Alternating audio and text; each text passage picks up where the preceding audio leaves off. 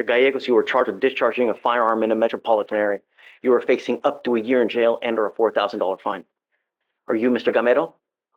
Mr. Gamero, you were charged with unlawful carrying of a weapon. You are facing up to a year in jail and or a $4,000 fine. Mr. Garcia, you were also charged with discharging a firearm in a metropolitan area. All of you are facing up to a year in jail and or a $4,000 fine. We are going to do probable cause. You have the right to remain silent. Anything you say can and will be used against you. On January 12, 2025, the officer observed 4 males in dark clothing forming a circle and discharging several high-caliber weapons into the air while on patrol behind a residential neighborhood in Harris County, Texas. The officer observed 2 males run towards Muscatine Street and 2 males flee towards Garber Lane, where the officer remained stationary.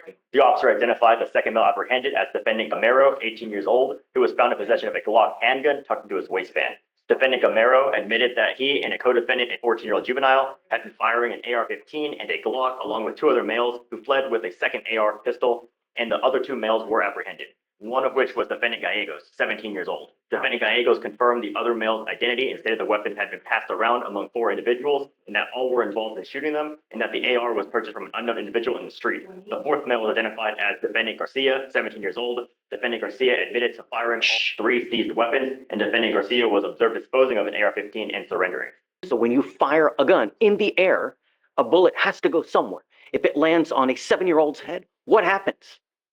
It's a rhetorical question, meaning that you don't need to answer, but I'm giving you something to think about, that what goes up must come down. What goes down will ricochet. And if it ricochets into a person, someone's going to get charged with that murder. Do you understand?